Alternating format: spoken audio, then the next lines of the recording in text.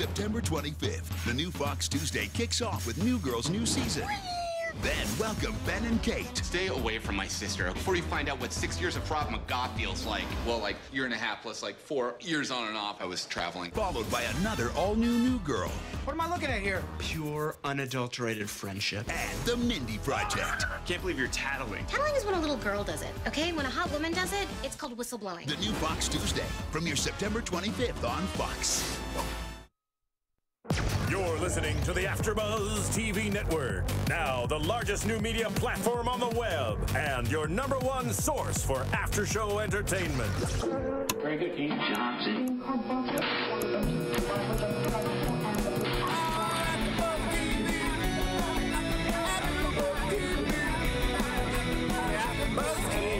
AfterBuzz Studios in Los Angeles, California. Presented by Maria Menounos and Bing.com and streaming live thanks to Akamai Technologies. This is AfterBuzz TV's Vegas After Show. We'll break down tonight's episode and get you all the latest news and gossip. If you'd like to buzz in on tonight's show, you can buzz us at 424-256-1729. That's 424-256-1729. And now, another post-game wrap-up show for your favorite TV show. It's AfterBuzz TV's Vegas After Show. Hey, AfterBuzzers, how you guys doing? Welcome to the preview show of Vegas, CBS's Vegas. So excited. Can't wait for this to get started. There's so much that we can talk about regarding Vegas, regarding this show, regarding Vegas past and present, regarding the cast and characters. I'm just so excited. I don't even know what to say. You look excited. You do. I'm so hyped. This has been a long time coming. I mean, CBS has been burning those previews for months now, and I'm like, I want to see this now. By the way, I'm your lead host today. I'm Thaddeus Massey. I've got a couple guys with me. Nick Perdue. I'm Alex Salem.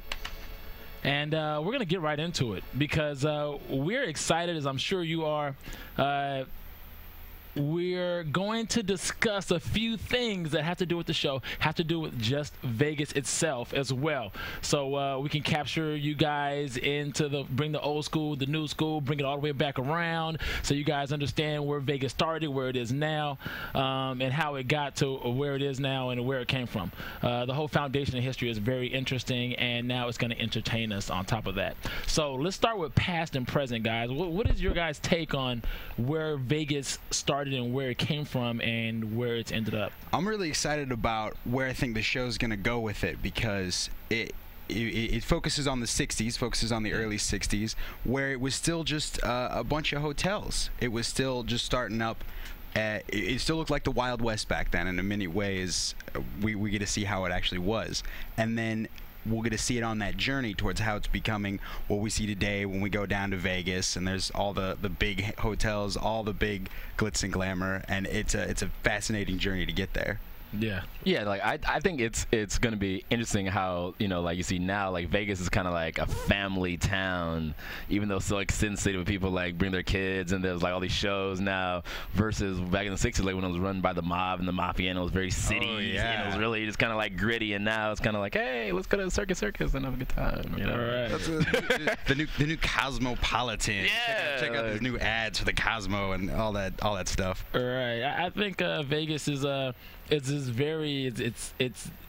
very glitzy and glamorous now, but I think an aspect of Vegas has always kind of been glitzy and glamorous. I mean, the underworld of casinos and gambling and showgirls and nightlife was, you know, a couple generations ago, something that the cops used to like raid underground clubs, and then they, you know, they branched out and found a spot in the desert and made all this gambling and showgirls and these shows like legal.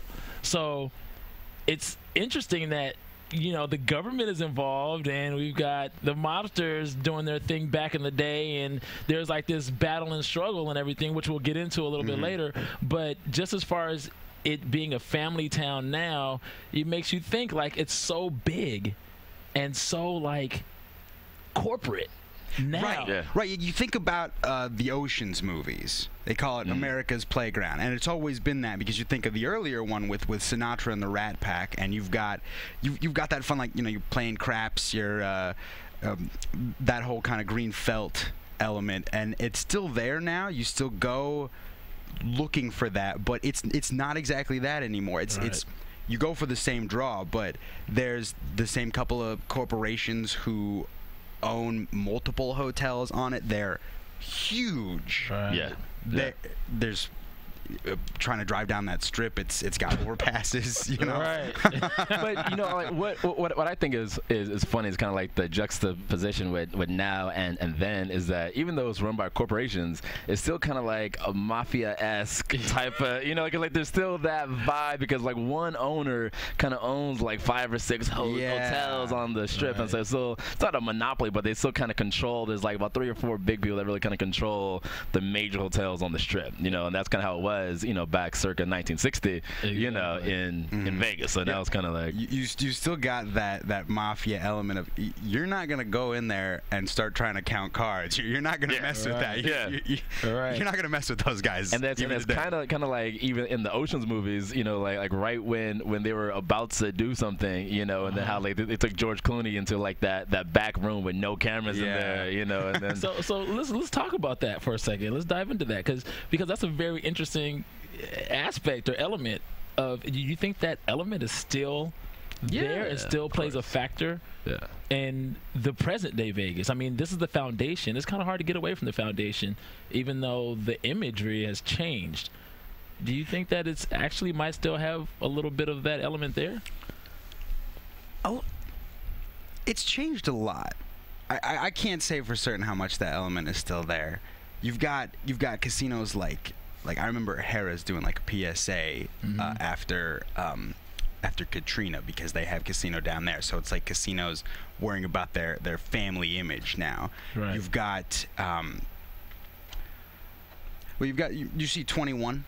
Yeah. Yes. Yeah. Great movie. Yeah. And that was supposedly mostly a true account. There was a lot of questioning of the journalistic integrity of that book, but supposedly in the late 90s that stuff was still going on of trying to cheat the system and still getting that same backroom treatment we were talking about. Right. So well, you know, like I think that it still exists, but I think it's just more like legal now, you know, because I know like, you know, like the type of lawyers and, you know, stuff that casinos have, you know, with insurance, because they have, you know, they have the shows and they have like tigers in their hotels now, so like there's, you know, a whole bunch of insurance that these hotels need to have, you know, so I'm pretty sure that their lawyers, you know, they have a whole bunch of stuff already put in place for the people that want to come in and, you know, take their chance and beat the system, you know. You know what I mean? But there's because like, you know, like there's still that like old mob that kind of like okay, you know, I have a bat. You know, is that bat justice? Right. It does seem like that sometimes. Bat really justice. We're not talking about Batman here. No. Is that wooden bat? That, you know. It's not to mention crowbar justice. Yeah. Or handsaw justice. Or hatchet justice. All in the same family. Let's see where that's still practiced. Right. Exactly. Yeah. So those are a couple of things that are very interesting, and I think it's going to shed some clarity through this season on how people might even view the Vegas that they know today, because there's like a whole generation of kids going to Vegas now, turning 21. I mean, this has been a tradition for a long time, and they see parties, clubs, electro dancing, fist pumping, and that is what kind of like the image of Vegas now, as opposed to what we were just discussing. What's interesting is you've got a lot of people going to Vegas just for the nightlife who don't even bother with casinos just because they have the best clubs there. You've also got a lot of people, you talk about people just turning 21. You've had this huge poker boom in the last 6 years. So you've got these young professionals who are going and they're completely against gambling in every facet. They are like trained, they are studied, like they could be like on the stock market, but no, they are like training, reading people, poker odds and all, and it's a huge deal. Right. And you know, what's funny too is that like the whole slot machine thing. You know, I don't know if you guys know the history behind that, but slot machines were really invented for men's wives to have something to do while the guys were gambling. No, seriously, like that's really that's seriously like why they're invented, because like the women were kind of like, okay, you know, we're here, like what are we gonna do? So they figured, you know, let's put these things to distract these women while the men were playing poker. But now it's like slot machines are the biggest like money cow for casinos now. Wow. Which is crazy. You know, we really think about it, but like slot machines are everywhere. So, you know. So basically, housewives are still spending more money on slot machines. Spending, you know, playing poker. I bet, that's hilarious. I bet it's more though, because personally, like I'll go. I've been to Vegas a couple of times, and I think like maybe I'll play some poker because I played poker at home with friends. But I don't know how to play craps. I don't know how to play all the different poker variations they've got at like the table games. So I think like slot machine. I know how to play a slot machine. I know how to push a button. So I think there'd be a lot of people like that. Right. I think that's very interesting. That's a nice little tidbit of history there. Good anecdote. Travel Channel. I can't take all that. Travel Channel. Thank you, Nicholas. Fun fact of the day. Fun fact of the day. Slot machines. Yeah. So let's go into the show. Let's go into the show. Let's talk about Vegas. Let's talk about the show. Let's start with the foundation of the show. You guys familiar with the writer, Nicholas Pileggi, writer of Goodfellas and Casino, is the writer of this show. Yeah. And he likes writing based on historical events, or actual historical events, or inspired by historical events, as Casino and Goodfellas notably are. Right. So weigh in on that. And Alex, what do you feel about Nicholas Pileggi and his writing? I think he's the perfect guy to tackle this kind of show. This is obviously coming out of interest of his. Love Goodfellas, love Casino. He definitely has, his style has a passion for this kind of subject matter. Right. And so I think it'll be very interesting because we've got the mob in both of those movies. We've got Casino in one of them, and here we're going to have a casino. We've got the mob, but we've got a Western element coming at it too that I'm very excited to see about. The Western element is very interesting. Yeah. And it kind of reminds me of when I was a kid. My dad used to make me watch The Rifleman and The Lone Ranger and what were those other shows? John Wayne. It was a John Wayne. Yeah, Bonanza? Bonanza. I used to love Bonanza, the Ponderosa, and all that good stuff. Oh, wow. I mean, those are that element. It's like it's the clash of the old school versus new school, so to speak. The entry to a new world of thinking versus the old ways of doing things, so to speak. Respect for government and what exactly you can get away with, what you can do. Back to Nicholas Pileggi, he loves this conflict, it seems, with all of his writing. Well, at least especially with Goodfellas. Goodfellas was 1990. Casino was 1995. I mean, those are two. I mean, I've seen Casino like 5 million times. Goodfellas I've seen maybe another 5 million. Maybe only 2 million. Maybe only 2 million. Maybe only 2 million times. We'll work on that. Yeah, I need to get Goodfellas watches up. Throw it in the DVD player. I'll probably throw it on when I fall asleep. But yeah, he did a great job writing those screenplays or whatever, and they're classics. They're well, Casino especially. Let's talk about the Vegas relationship there. I mean, it doesn't get a whole lot better than that. And for him to actually take a different aspect of Vegas and them to make a show of it, I think is brilliant. Yeah. And we'll get to the cast later. Yeah, but there's a lot to talk about with Pileggi here. Right. I was reading that in his research for Casino, he met our protagonist of the show Vegas, Ralph Lamb, the real sheriff of Vegas from 1960 to 1978, and a number of other characters to do his research for Vegas as it was coming up. And so we had all these notes still left over after Casino, and he wanted to explore specifically the actual history, not a fictionalized version so much as the actual characters he met. Correct. And originally it intended it for a feature, as that was what he was accustomed to working in, and over over the years, and you know, as projects grow and more people be brought on, this evolved into the pilot that we're gonna get to enjoy next week. Yeah. I've seen Goodfellas once. Seen Casino a couple times. I think Thaddeus has you beat. Yeah, no, he does. He definitely does. And I actually I watched it at his house, so so I don't know how much that actually counts.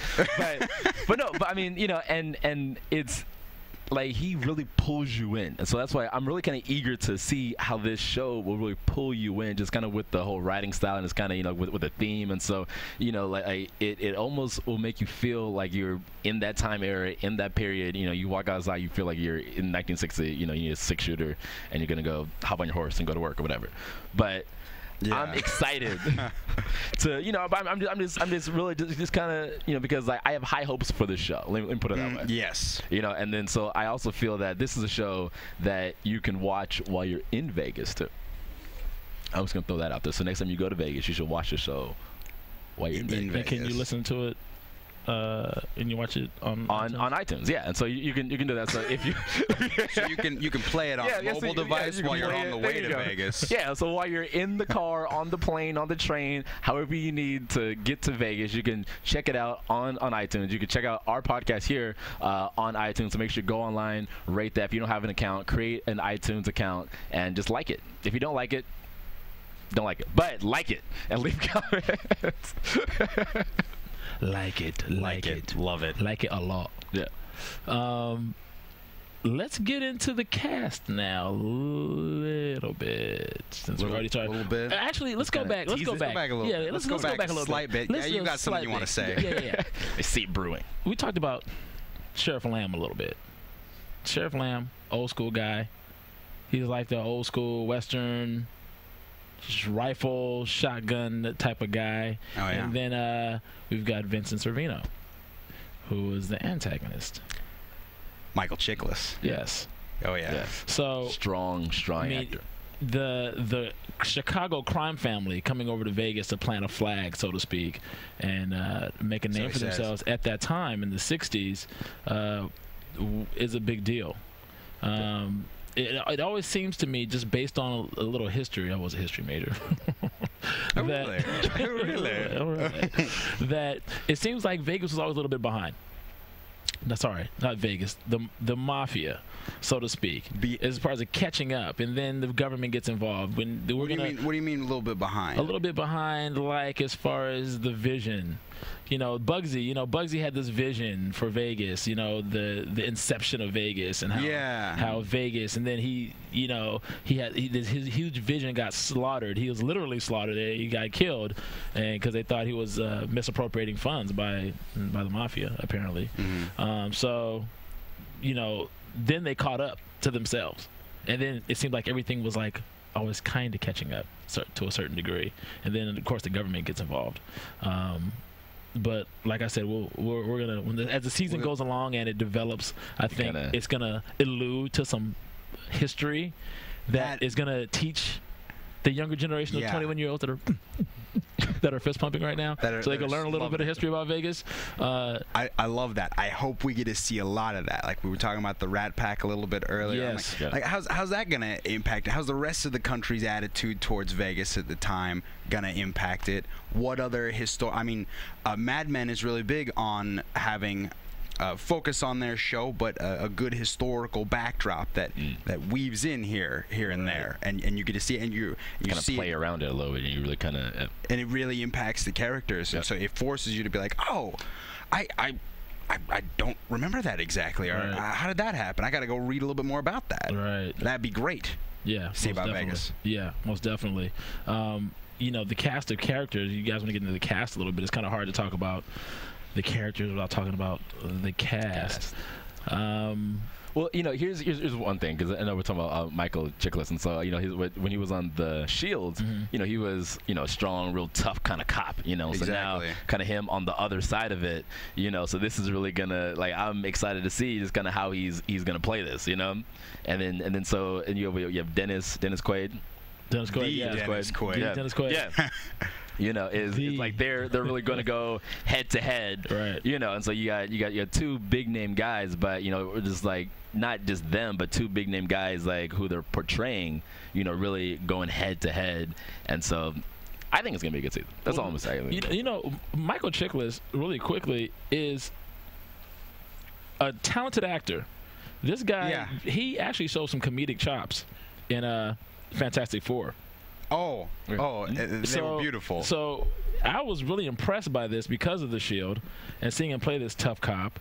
And then for him to go into Fantastic Four and play what was the character Thing. name? He was the Thing. He played the Thing. Clobbering time. Right. Yeah. And his battle with Chris Evans as the Human Torch. They're back and forth. They're going back and forth, ribbing each other or whatever. It was really, he did a great job performance-wise on a comedic level. And I love that. Since you bring that up, speaking of comedy, I just want to say, face it, we all do love a good comedy. True. You guys will agree with me. Yeah, most definitely. It's human nature, God's sake. It is. I want to let you know, Fox Premiere Tuesday is stacked with good comedy. Really? They got Zooey Deschanel. She's back on the season premiere of New Girl. Okay. And boom, just like that, she's laid off. She's looking for work to keep up with the show. She's hot. She is. Yeah.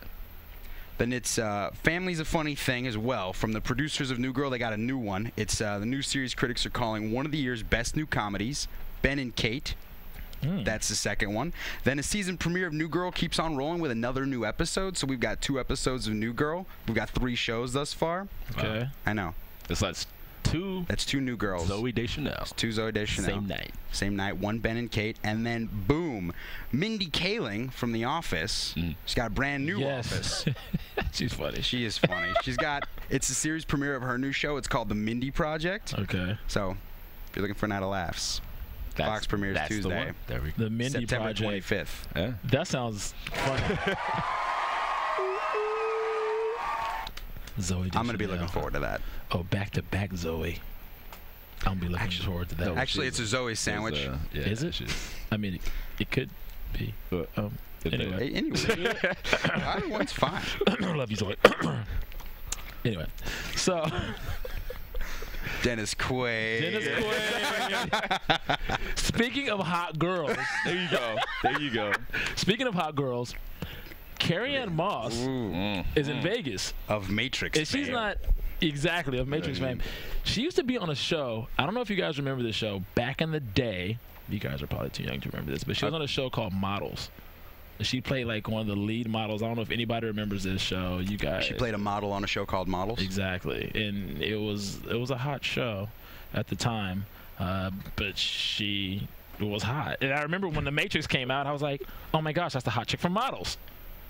Oh, and wow. she can act. And she can act. Was that sometime before Matrix came out? Yeah. Yes. This is way before. Oh, wow. This is like long-haired Carrie-Anne Moss. Oh, wow. Before the short-haired Trinity. See, I like this in the promotional material for Vegas. You see, her hair's not quite as short as like The Matrix, but it's a little bit long, but it's still mostly short. A little bit longer though. Yeah, but you see her and you know exactly who she is. You're like, that's the chick from Matrix. Like shoulder length. Like shoulder length Carrie. It's curly. This is shoulder length Carrie. Yeah. It's like whipped at the bottom. Like they have the styles of the times. Exactly. You know, they're embracing that. And she's she's playing the district attorney. Mm-hmm. Yep. She's hot. The hot district attorney. She's hot. I've always thought she was hot, and when I actually saw her on the preview, I was like, oh my gosh, it's Carrie-Anne Moss. Playing opposite. Phil, when is the show gonna start? Can't wait.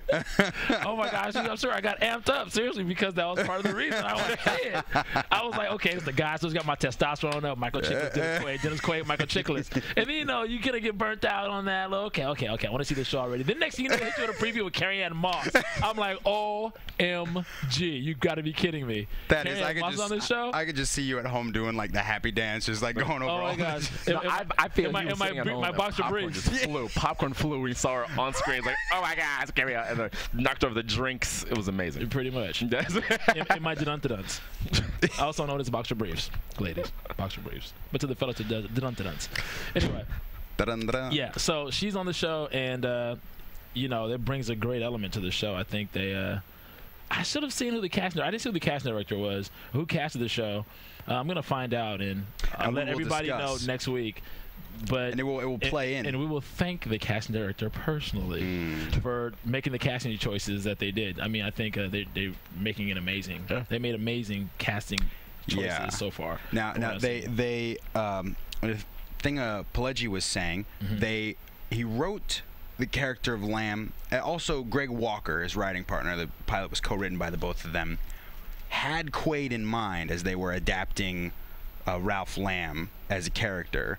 But they were like, well, there's no way we'll get Dennis Quaid. He's a movie actor. Right, and then he sees the script. He's interested in it. He's making his TV debut as like in that ongoing trend of movie stars coming back to awesome television shows. Right. Yeah, and that's what's happening. You see, you know, I'm kind of waiting for like Tom Cruise to like hop on a TV show. Just one day when he's just gone back down. It's. I won't promise that, but you may be able to catch Tom in a Japanese commercial somewhere in one region of Okinawa, playing from the hours of 11:59 to 12:30 spot. That's it. You might be able to catch Tom there. Then that's it. But back to Vegas. I have to go look. Back to Vegas. Well, we don't have enough Tom Cruise commercials. Yeah, exactly.